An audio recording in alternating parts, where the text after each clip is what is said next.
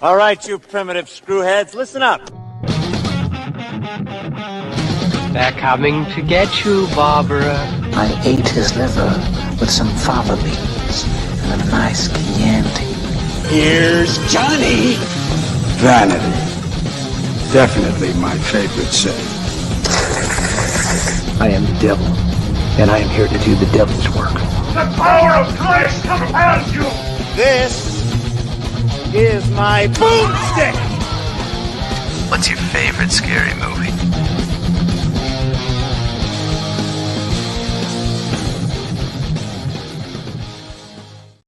What up, horrorheads, and welcome to Shiver, a horror movie podcast. We are your hosts. I'm Daniel DeBona.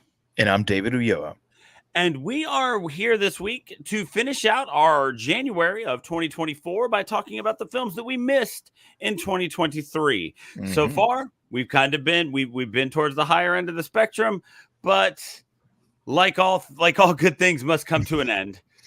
This week, we are going to be discussing the Spanish film Tin and Tina, released last year. So this is actually a remake of a 2013 short film, also called Tin and Tina. So in a section that we're calling Adopting a Fresh Take on Classic Horror, Dave, give me an overview of what you thought of Tin and Tina, man.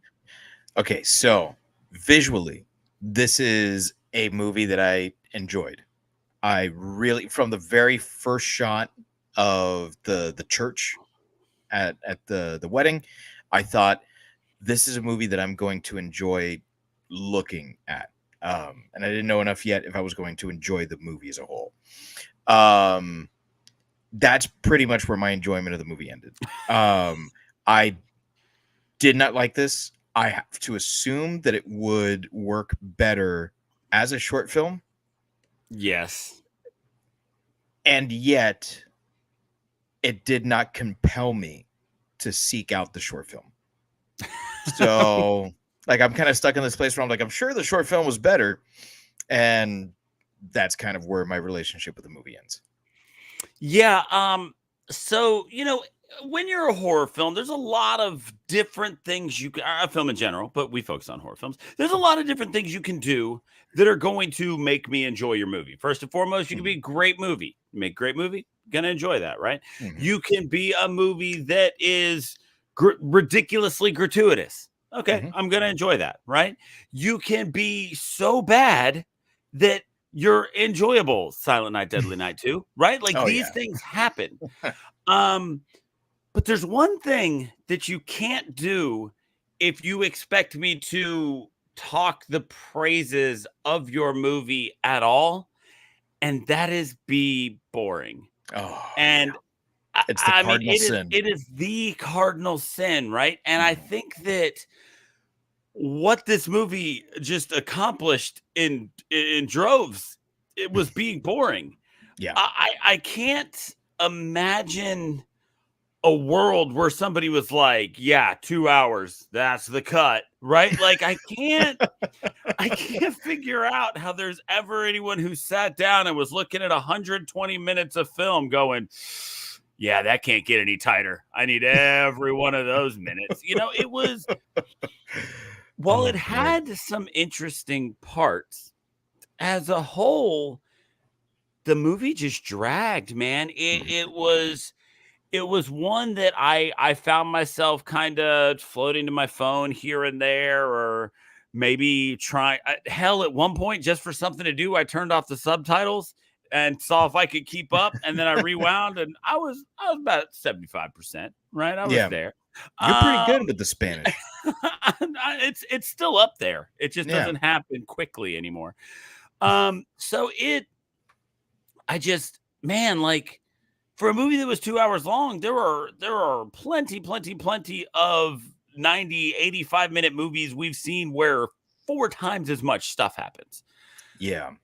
I don't know. I'm blaming Wikipedia and Netflix for labeling this as psychological thriller horror. I don't know what. That's wrong. I don't think that's inaccurate. It's just not a good one, I think. Okay. And I hate to say that about about a movie that someone obviously like worked that a lot of people obviously worked very hard on. Right. And something that clearly was kind of a passion project because I think it was Ruben Stein is the director, and like he did the short film, you know, so obviously like this is something he cared enough about to turn it into a feature. Right. I just don't think it's good.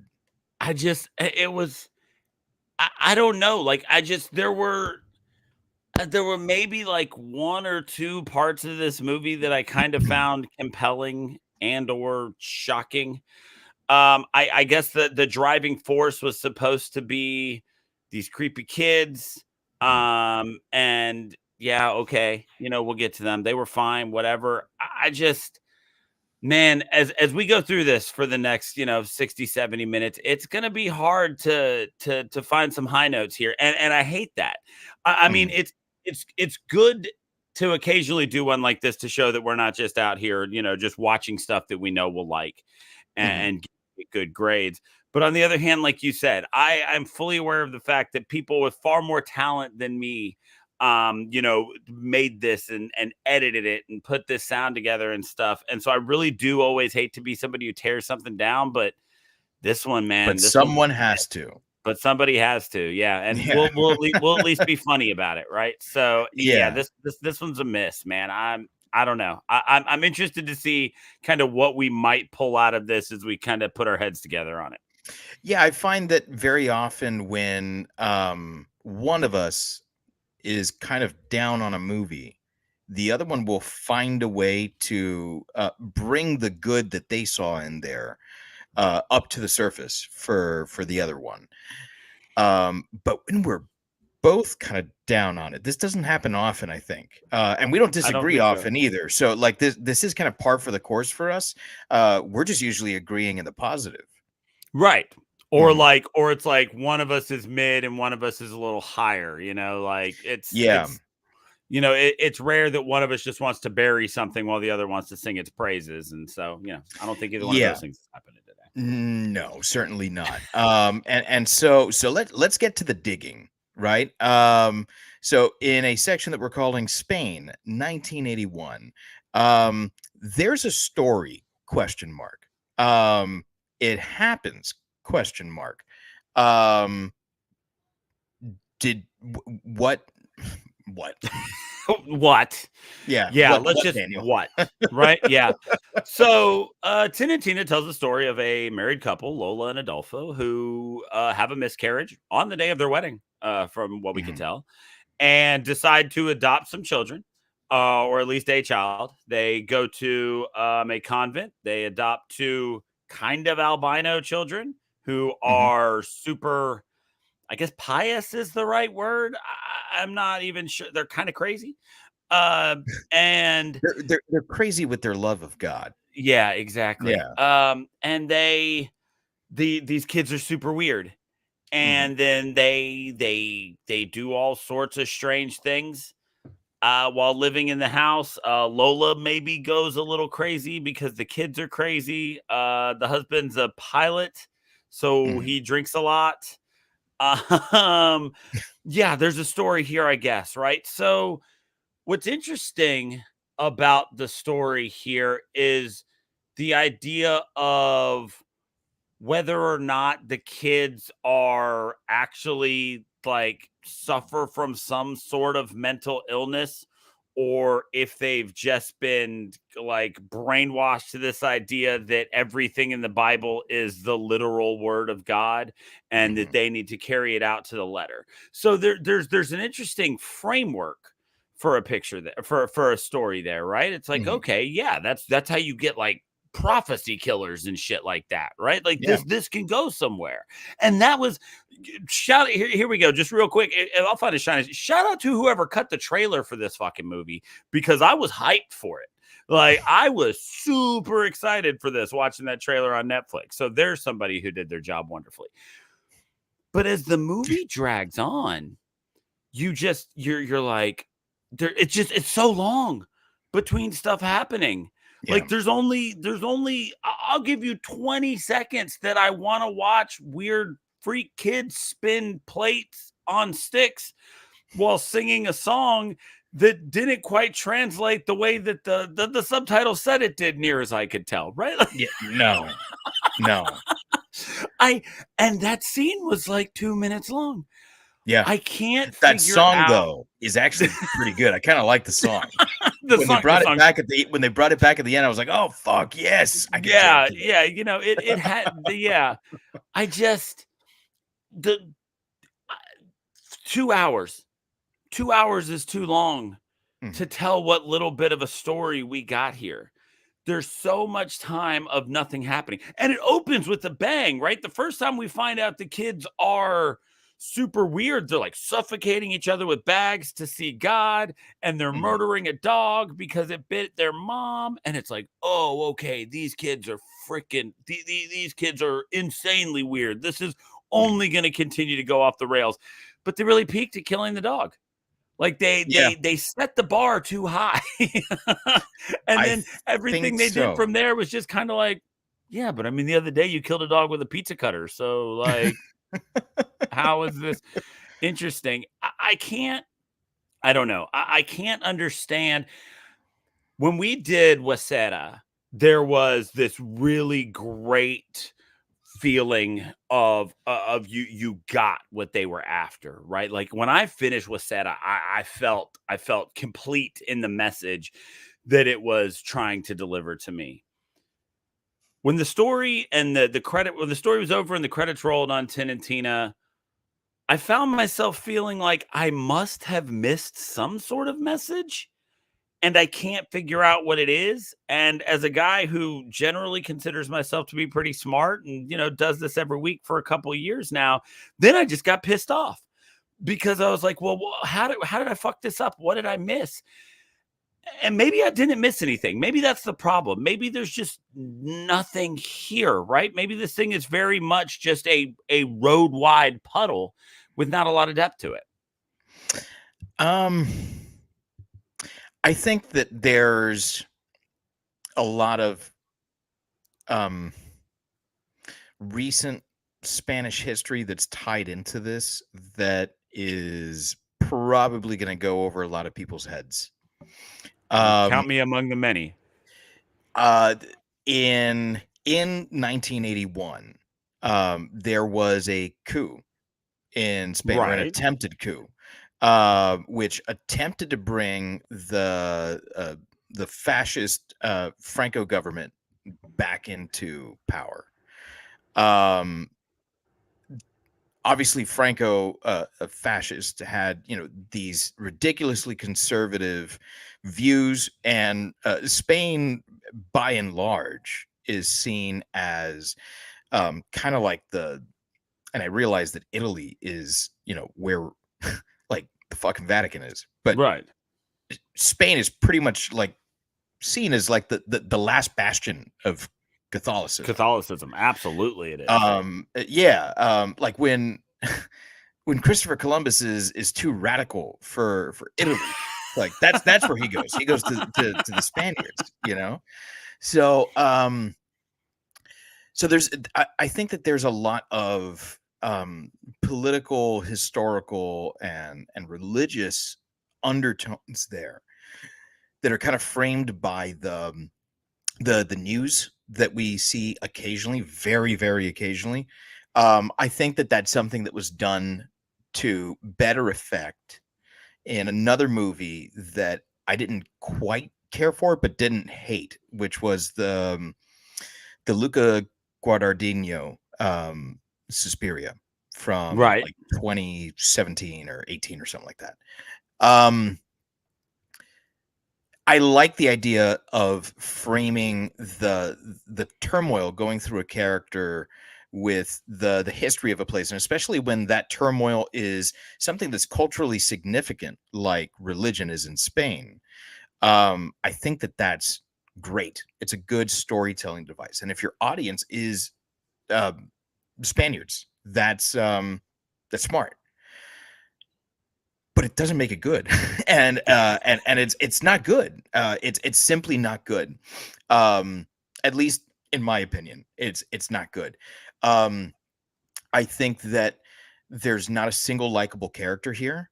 I think that media in which you find unlikable characters, what works about it is that the situations that these characters are put in are compelling situations, and in spite of their lack of character, they lead to interesting moments. And this is completely devoid of interesting moments because everyone behaves exactly the way you think they're going to behave, and no one Yeah. does anything remotely cool ever. No. And this is a movie where people are constantly smoking cigarettes, wearing suits, and like the decor And I is love cigarettes, and I fantastic. love wearing suits, and Yeah, I love Art Deco. it was very, like, it looked cool. It looked very cool, Yeah. but no one did anything cool. And Right. cool is something that cannot be understated. Yeah. It can't. Yeah, Like no, cool you're is absolutely cool. right. Cool is king, you know? Yeah. And that's kind of what happens here, is that all of these characters, which are devoid of character, do nothing. They do absolutely nothing. So her husband, who's a pilot, um, behaves exactly the way you think he's going to behave. And he's a dick. Right. And so when he burns, you're like, "No, okay, cool." And then Right. when these children who are, through no fault of their own, brainwashed into being these robotic Catholic demon children, and nothing good happens to them, you're like, "Oh, okay." And the same thing with every single character here. I found myself caring about none of them. The only thing I truly cared about was the dog. The dog was the only thing I cared about. Cookie. Cookie, yeah, Yeah. and I've got my own Cookie. We've got, I mean, she's Cookie, not Cookie, but you know, it's the same fucking thing, you know. I cared about the dog. When the dog died, it was like, oh man, you know. But to me, that's part of why this story doesn't work really, because are you trying to say that we need to be accepting of religion? That to me seems like what one of the big thematic elements here is. Should we be accepting of religion? And I think that there's a lot of aspects of the story that are ambiguous. And so I think maybe Stein is trying to leave that up to us. Like, you decide whether religion is something that that we should be making concessions for. And Lola stands as, I think, the ideal that you can be raised in the church and Right. come out okay, because she's physically scarred, right? She's emotionally and mentally scarred, and yet she seems to be like a pretty put together person, right? And yet these children come along and they have a very similar story to hers, and they are not well adjusted at all. No. And we don't get to see Lola's childhood. Maybe she kind of suffered this way, but why then would she not be more understanding of the children? So nothing about that makes any sense to me. Either the message of this is that you should be accepting of religion, and despite what these fascists are trying to tell you about, a return to family values and Christian values, we're pushing into like new territory, democracy, freedom, and we should be accepting of this stuff. Like, to me, that's just these are two opposing views that are here.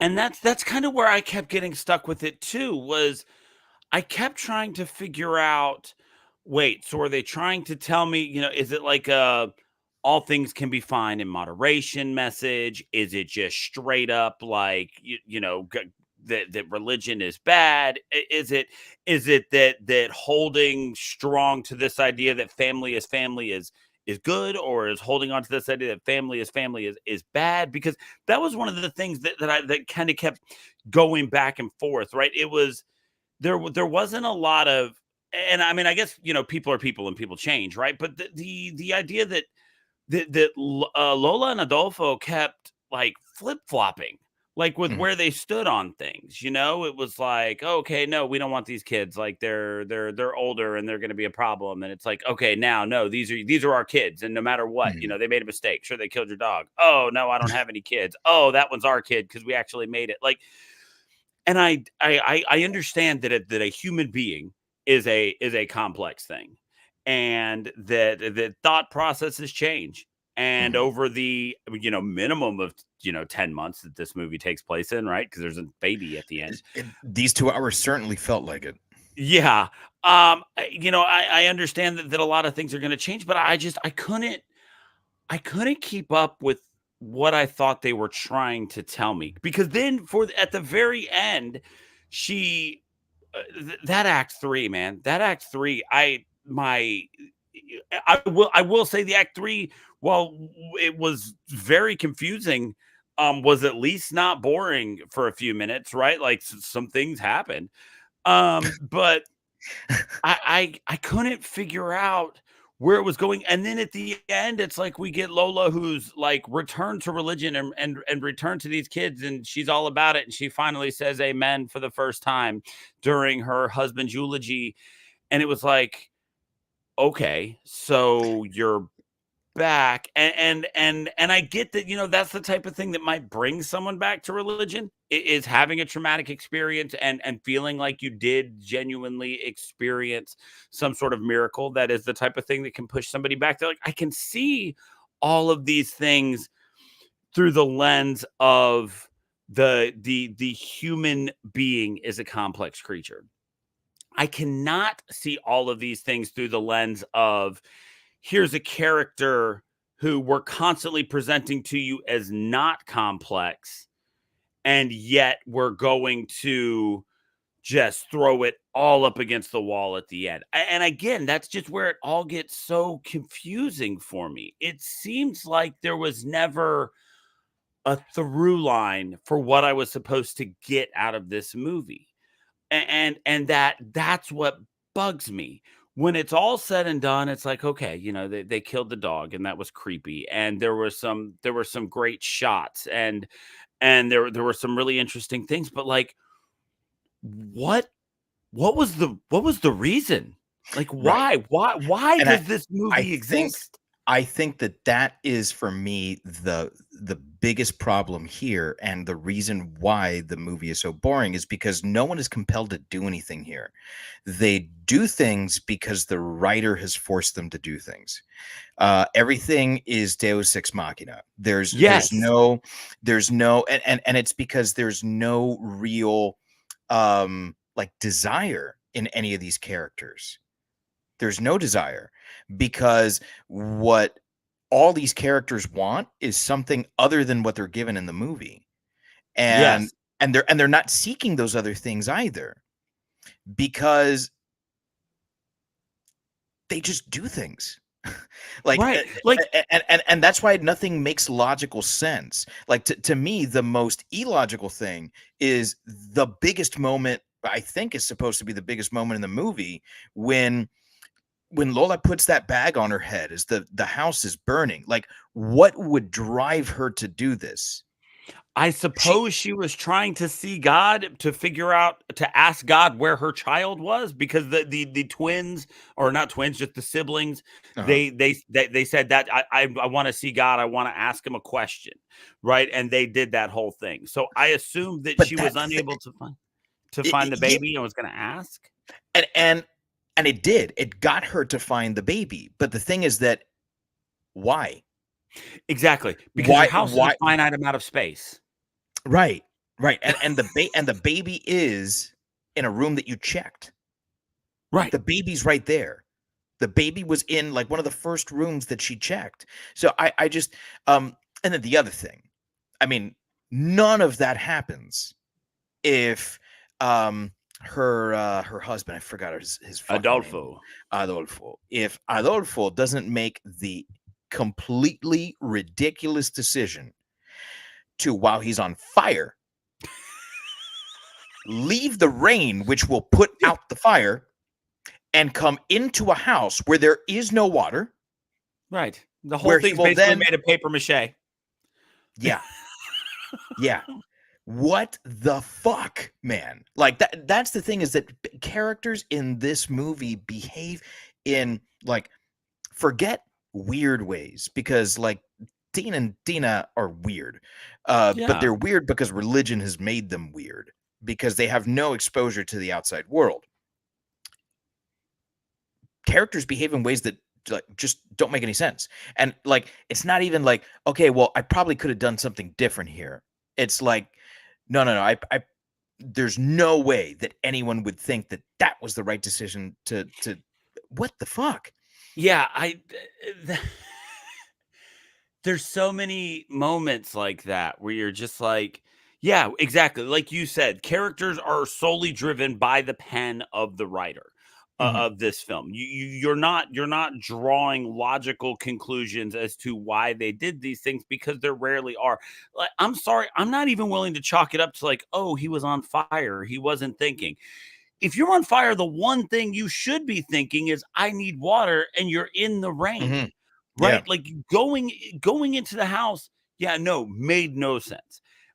With Lola, like, okay, if your hair is falling out, what good does chopping it all off in these and in these weird sections? And yeah, don't I don't want to hear like I don't there's no argument here for like, oh, pregnancy hormones, whatever. Like, no. And if that is your argument, then you portrayed that very poorly, especially 2 weeks removed from watching a movie that portrayed that beautifully. Right. Right. So I just, every time somebody went and did something, I don't know. Like Yeah. I couldn't figure it out. I still don't understand exactly why the kids like tied her up.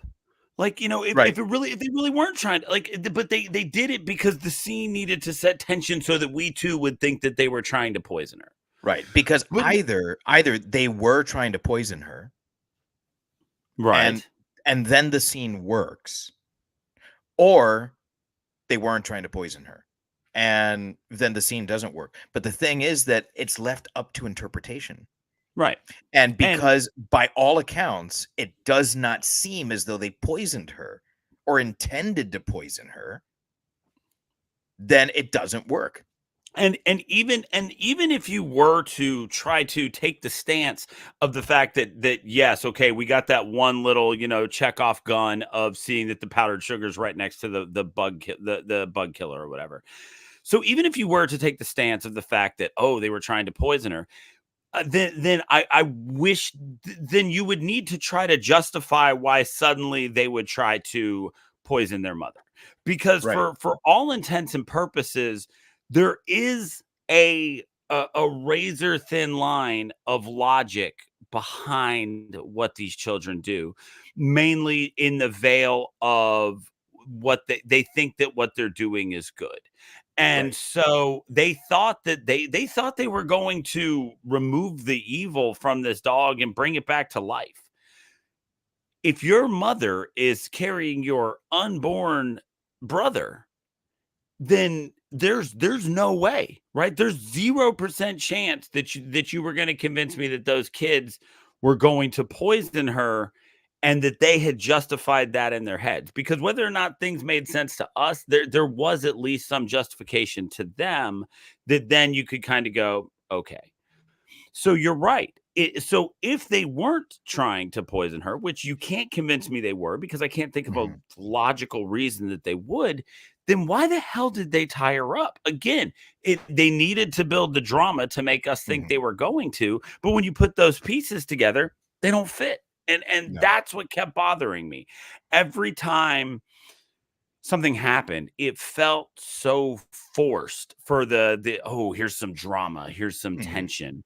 Right? Like they return the kids to the orphanage, and sure, I am sure that whether or not you have come to find to think that those kids are a threat to you and your family, I am sure that it takes a toll on a person to just disown a kid like that.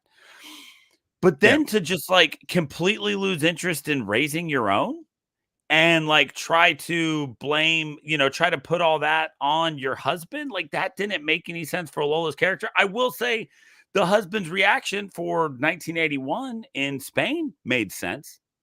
But for her to just kind of like completely bail on being a mom and be like, man, why don't you be a dad? Like, what is happening? It was, I don't know. That's what that phrase right there. Just the whole time I'm watching, like, what is happening? What did I miss? What's Yeah. lost in translation? Something has gone awry here.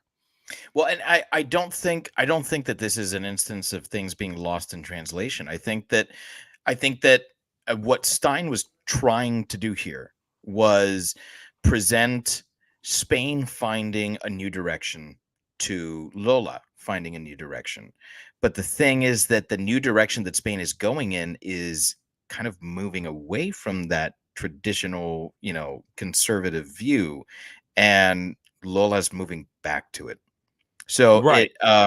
it doesn't really mimic. So who is then the protagonist here? Because if the backdrop of the political landscape in Spain is our foil here, right? Then would Adolfo be the protagonist? Right. Like, because he's the one who I guess moves further away from his religious upbringing throughout the movie. Yeah.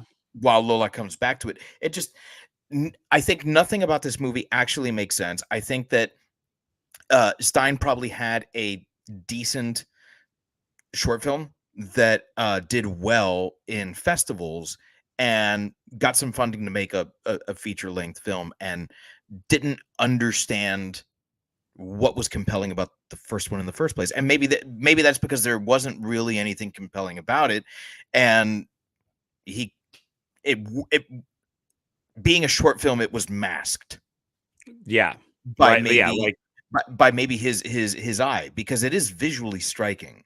I do think that the movie is beautiful to look at, but that's to me, you need to have a story. And as far as story goes, there's one moment where I was absolutely appalled with what they did with the dog.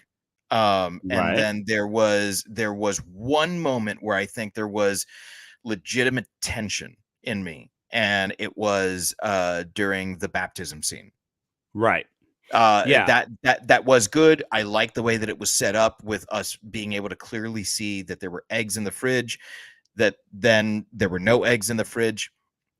I think that so often we were beat over the head with these Chekhov's guns, and Yeah.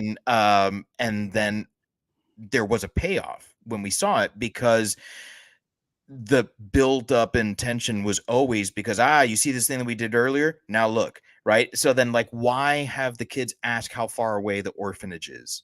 And why Thank you. have Adolfo tell them that, well, you can cut through the forest and it's only 6 kilometers or whatever, if they're not then going to return? Like, Yeah. and if you're trying to leave some question there, then you have to delineate the way that those Chekhov guns are left. And by the way, if you're leaving too many Chekhov's guns, like, you're not understanding the use of Yeah, exactly. of Chekhov's gun. And so, and like I said, that's where, like, act 3 of this movie just got so bonkers. Like, and look, we say all the time, like, we don't need to be spoon fed things.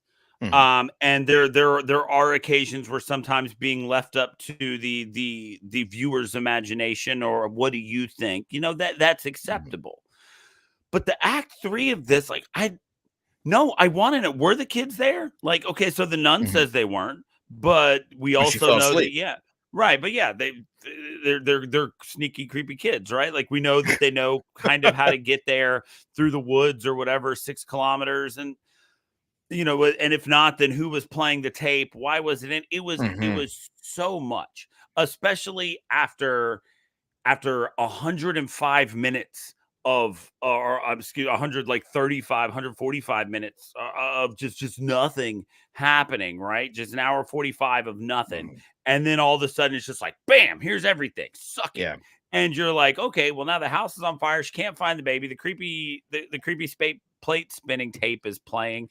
And now she's choking herself out to see God. Like, it was whatever the opposite of pacing is what this movie had, right? Like it's just it was. Yeah. I don't know. Saying there's just the lack of a story here, the lack of a through line of information or sense, just all of those things kind of they just kept piling on each other, on top of the fact that, like we said at the very beginning, not only was there a lack of story, but there was just a lack of anything interesting for the most part. And speaking of things that were not interesting, in a character that we're calling Children of God, I mean, we got like 4, I'll give you 5 people tops that we need to talk about when we're discussing this movie. So let's get into the characters of this. Let's see if maybe as we talk, I mean, we've kind of gotten into it a little bit, but let's revisit them and see if maybe we can figure out some reasons for things, but I doubt it. Listen, man, I don't think that the acting was the problem here. So I don't want to get down on the actors. But I'll say that I think there was a range of decent and then like didn't resonate with me performances. Right. And because I don't want to say that any of the performances were bad, but some of them certainly didn't resonate with me. I will say that I actually liked the performance of Teresa Raval as the Mother Superior. Yeah. To me, that seemed like a performance that was grounded in a sense of realism. I didn't go to a school that was ever run by nuns, but I did go to a school that had nuns. Actually, very famously here in Miami, one of the nuns was murdered by a monk. Oh yeah, I think you've told us this story. Like Yeah. you've got at this story a little bit before. Yeah, and I only attended the school for 1 year, but I can tell you that that was not a happy place. And, and I did not have a very pleasant experience there. I can tell you that, my experience with, clergy is mixed. There are those that I've had fantastic relationships with and have thought that, like, this is exactly what the church needs to be advertising to people if they want to get people back in its seats. And then there's the kind that have driven me away from the church. Right. And I think that she does a really good job of playing that second kind, where she's not very motherly. She's not very loving. She's not very forgiving. She is hard as nails. And I don't think she plays her as a character you're supposed to like. I don't think she plays her as a character that is supposed to have your sympathy.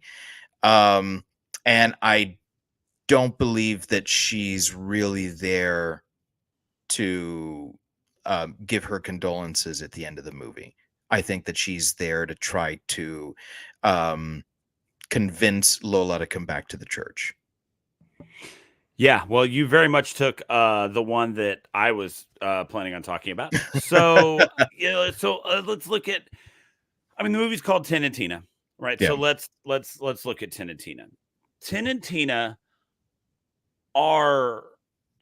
I can't figure out if we're supposed to be like lost in the complexity of what these two are. Like, if that was the intention, right? It was like we're going to create these siblings that are very complex because of their deep foundational religious beliefs. And so we're going to do XYZ, and we're going to justify it because of, this Psalm, Matthew that, and Luke this, right? And so I think that was the direction that they had going into this, was that these are going to be characters that are going to make you question how literal religion is supposed to be. These are going to be characters that are going to make you question whether or not blind devotion is a good thing. When I look at Tin and Tina, I can see all of these things that these characters could have been. But when I watch the movie Tin and Tina, what I see are two-dimensional kids that people tried either too hard or not hard enough to make look weird, right? Like if they're supposed to be albinos, let's go all out with them. Let's pop some red contacts in there. Right. And so, like I said, they either tried too hard or not hard enough to make them look weird. And then they gave us like half of the equation every time. It's like, here's them doing something extreme, but we're not going to explain to you why they thought it was okay. Here's them explaining something, but they're not going to do anything about it. Like, I feel like we kept getting one part of what I believe these characters were supposed to be, which I believe that these characters were supposed to make you question the idea of fundamentalist Catholicism and this absolutely dronish idea of following something that, one dude in a bulletproof car says. Right. I feel like that's what we were supposed to get. I almost said one dude who sits on a weird throne. Then I was like, I don't know what the Pope sits on, but I know he drives in a bulletproof car. Right. Yeah. We know he wears a funny hat. And I know he wears a funny hat. Yeah. Right. And I know that in the year 3000, he's reptilian. So.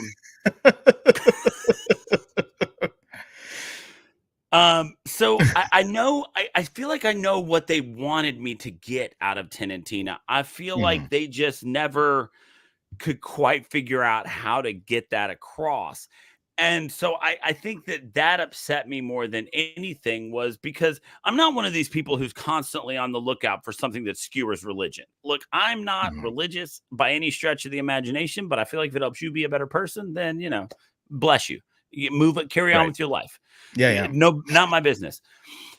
But I didn't want a skewering necessarily, but I wanted something. I wanted there to be some commentary here out of characters that quite obviously seemed created to give me some sort of commentary. Right. And I think that that's what bothered me about these characters of Tin and Tina, was there was the potential here for a lot of depth in characters that could have raised some questions and kept things interesting, but they were never established as that. They just kept being established as weird. And, granted, whatever TV show they were watching all the time with the space oranges didn't seem to be helping, but we never got anything that was any sort of commentary that seemed to stack up against the news reports or their adopted parents, relationship. Nothing they did seemed to affect anything else in the movie, or their motivations didn't seem driven by anything else in the movie. And I think that's what bothered me. I will say, the other character, or the other actor that I was going to say, I thought had a somewhat compelling performance, and I don't think it's her fault. I don't think it's anyone's fault that the characters are bad here, at least not any of the people that we see on screen. But Anastasia Russo as Tina, I thought occasionally made me say, oh, okay, like there's a person there. It's not just this like robotic like Bible quoting machine. Right. I didn't get that from Teen, and I'm not saying that, and I certainly don't want to talk negatively about a child actor, but I don't think that what Carlos Morollón brought to Teen did anything for me. To me, it was too emotionless for me to care. Yeah. And I don't know. I mean, there's all sorts of, social issues that people have that could be the cause for that as well, but that was nowhere near the commentary. Right, exactly. This is not a movie about autism, you know. Correct. And to me, he struck me as an autistic kid. Right. And Tina didn't. To me, there was much more social awareness with her. And in fact, she was kind of the ringleader in a lot of the antics that went on. So I didn't get that from her at all. But again, that's nowhere near the commentary. So like, why am I picking up on this? And yet I shouldn't be, or at least I don't think I should be. So I don't know, man. I can tell you for sure that the performance that that resonated with me the least was Milena Smith as Lola. It did nothing for me. Absolutely nothing. She was mostly expressionless, and the one time that I think she expressed emotion, when the house is on fire and like, she lets out that yell. I was like, oh, there we go, finally. It happened. We got something. Yeah, and I was thinking, I think very similarly to you. It's like, okay, this is, and I noticed about like, I don't know, maybe 30 seconds in to that one shot, like they haven't cut here. I think they're gonna do like a long take. And I was like, okay, so this is probably going to be like where the story gets interesting. I'm like, there's still 20 minutes left. Like if the last 20 minutes are strong, I can forgive something here. And like, not even in her acting, not in Jaime Lorente. There was nothing there. I really wish I had something more positive to say here than just like, hey, yeah, like I didn't dislike this person's performance, right? But that's kind of it for me here, man. Yeah, man. I just, again, with Tina, I can kind of see, right, with Lola, I kind of right, and then I look at Adolfo, and I got nothing, like outside of in the beginning he's just like, I'm a husband now, my wife can't have kids, but we should have a family, and that's what we're gonna go do. And it was like, okay, like I get this guy, right?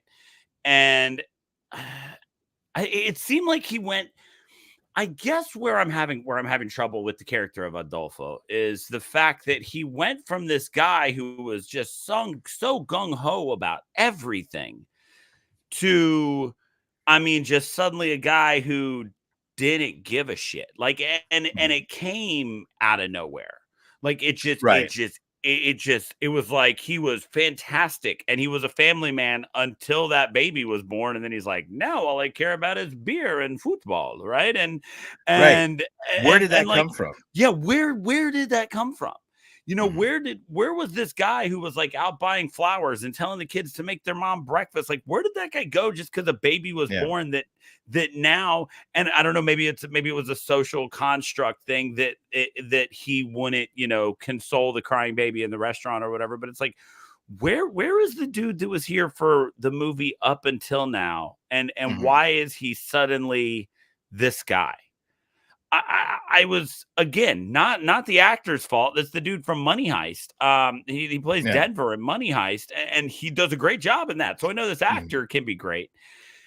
But when your character is written to do something, you have to do it, right? And you can't just, you can't just be like, this doesn't, I can't do it this way. This doesn't make any sense, And so nothing against that actor, but just that character made a decent amount of sense in kind of backing the kids and trying to keep his family together until he didn't. And man, when he didn't, did the goddamn wheels come off? Like, you don't have to be a Mensa level intellect to say, you know what, maybe I shouldn't go fix the antenna during a thunderstorm. And maybe it's okay. I just don't have TV tonight, like it's, and that's okay. Yeah. But and the guy's a pilot, so he's obviously got a decent amount of intelligence. I've seen inside cockpits. There's like 1,000 buttons and switches in there, and I'm pretty sure at least 6 of them do something. So we know the guy. If you're listening and you're a pilot, I know your job is very tough. Yeah. So I know the guy seems to have a modicum of intellect. So why is he suddenly like an Abbott and Costello level of idiocy in what he's doing here at the end, and deciding to adjust the antenna in a storm? I'm just again the thing I'm always going to keep coming back to is like why? I'm just so confused. Yeah, I think that he very much like Milena Smith had to play these characters different every scene because their motivations were never clear, because what drove them was never clear. It's almost like playing a different character every scene, and it comes off that way. Like, where's the character that was there before? She's so happy to like throw jam at the kids in the kitchen, and then they'll do something that's like, no, you can't do that. Like, what the fuck? Like, so is the commentary here about like bipolar disorder? Like, what is the commentary here? Because no one behaves in a logical way. So I just don't get it. Like he's dead set on having a family, and yet like that scene you keep going back to, it's like he's telling her he's not good with kids. Right. Yeah. And you know that I'm not good with kids. Pick up the kid. What the fuck? I don't. And that's the moment that they decide to show that that Lola is like caring for herself before caring for anyone else. Because like she finishes her cake before she picks up the child. I don't know. To me, there was just a lot of mixed messaging here, and I think that the actors did what they could with the material, but I think it was just that the material was bad. The one thing that we have talked about in any sort of positive way has been the actual filmmaking here. So the production value of this. Is there anything in particular that stands out to you as a positive here, or a negative? Yeah, well, positive. I mean, yeah, this thing it's striking, right? Mm-hmm. They use a lot. There's a lot of really great colors here, and I understand. Like I said, I understand what they kind of had in mind with the way that Tina and Tina look. Mm-hmm. I get that, but I mean, just the home. What I found really interesting about the way kind of the home was shot was I found myself at times and I found myself at times thinking like, oh, they live in like a really nice house. And then I found myself at other times being like, well, maybe it's more of just like a middle class thing. And that was a time where I was like, okay, I'm okay with this kind of being ambiguous, right? Like they've got a pool, but the house kind of seems run down at times. And it was, there was a little bit of back and forth between that. And I could see that. Like I understood. But just the way that this thing looked, the scene that there was one transition in this that I thought was just beautifully done and possibly the most emotional moment in the entire film. And that's after they find the dog dead. Mm-hmm. And Lola eventually just lays down next to the dog and screams. And then perfectly in that same spot on the screen, we see them throwing dirt into the dog's grave. Like that was so wonderfully shot and edited and pieced together. Again, bar set way up here. This movie's 2 hours long, and that happens at like 35 minutes.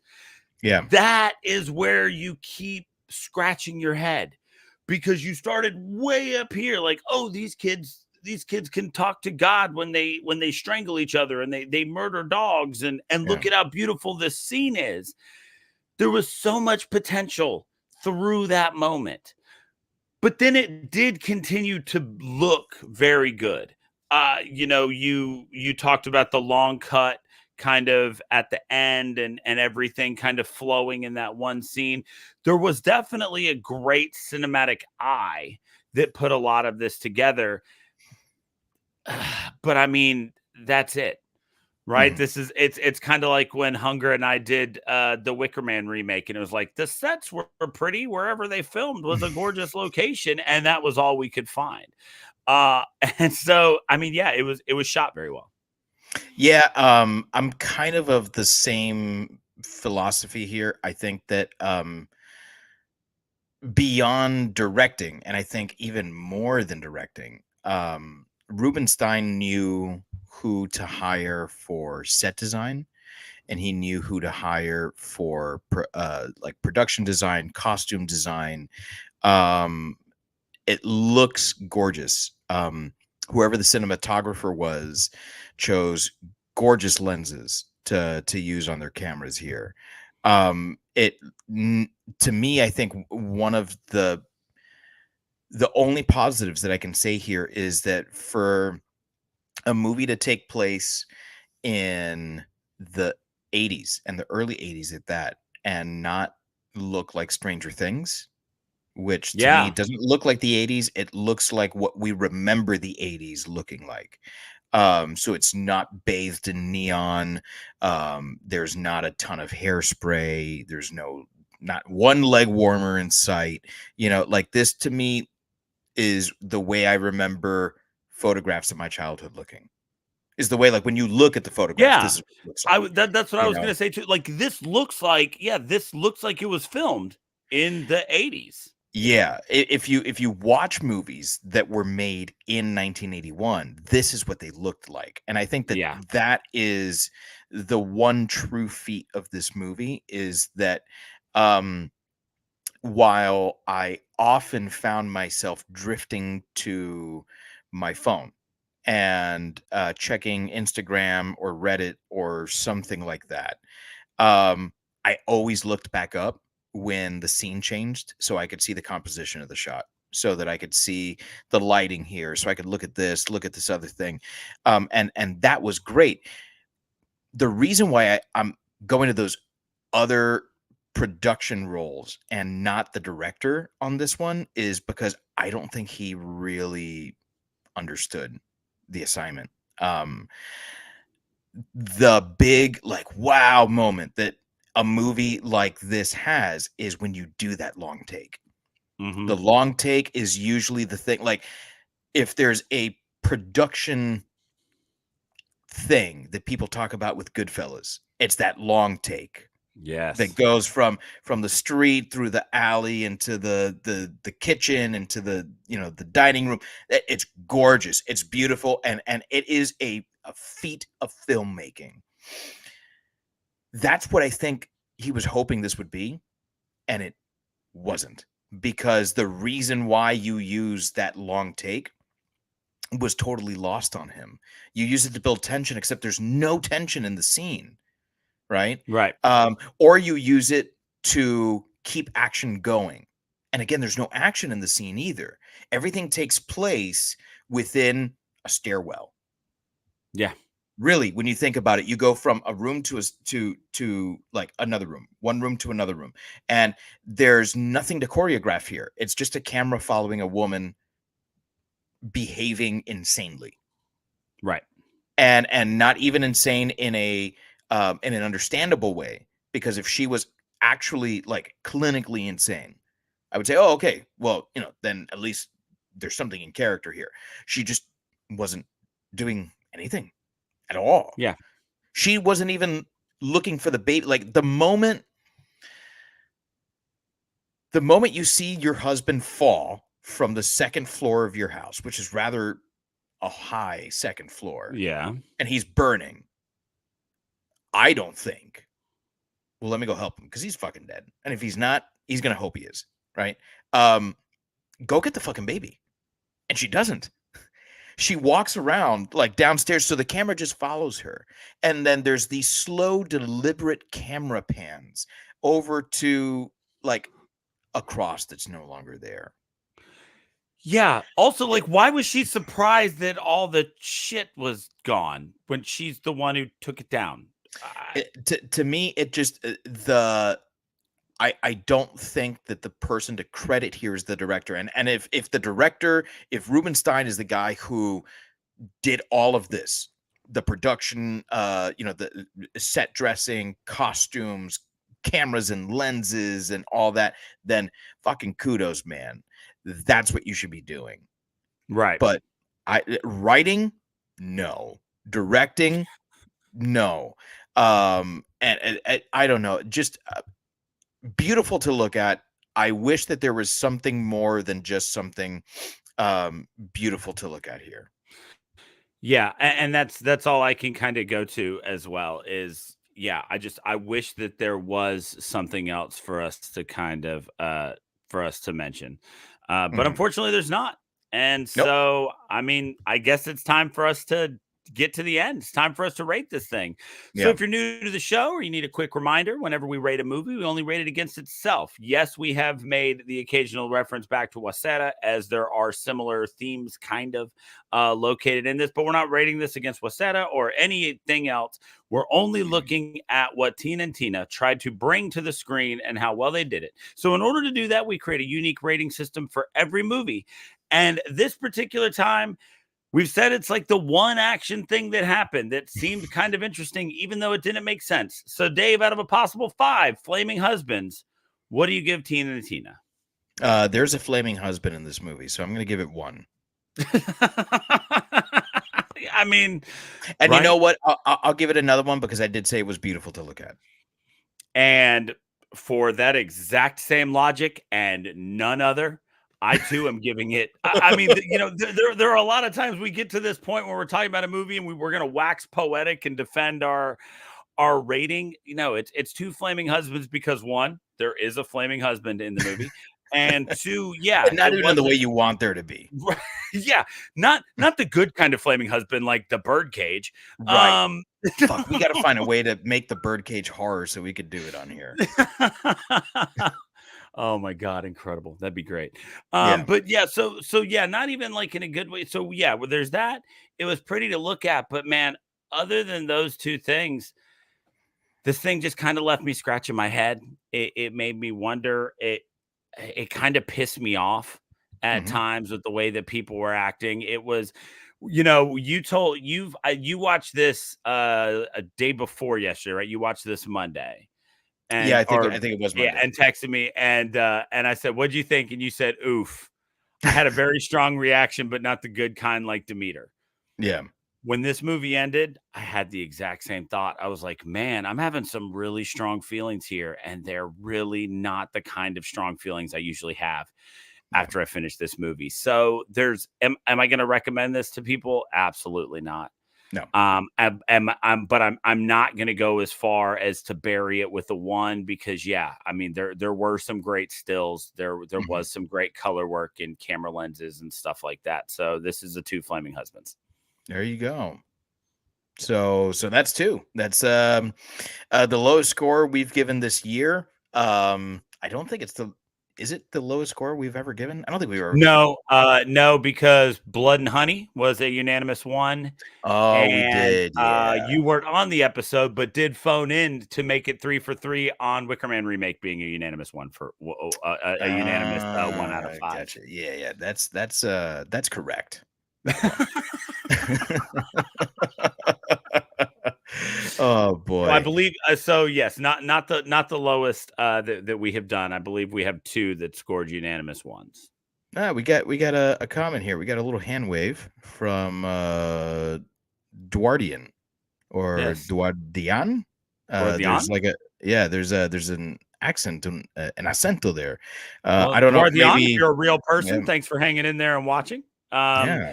Bots are alive and well, man. I don't know if you check our Facebook Messenger, but we get a lot of folks in there. A lot, folks. Speaking of our Facebook Messenger, if you'd like to reach out to us, there's 100 ways you can do it. If you head to shiverpod.com, you can find links to our Facebook, YouTube, Instagram, and Twitter. And all of those are great ways to reach out to us. You're going to reach us the fastest on Instagram. Oh, he is real. He is real. He says, "I'm real." Haha.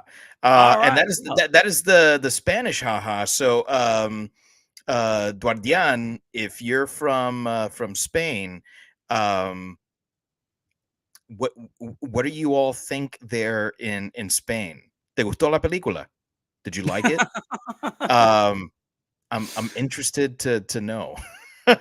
So if you head to shiverpod.com, you can find links to all of our social media. You'll probably reach us the fastest on Instagram.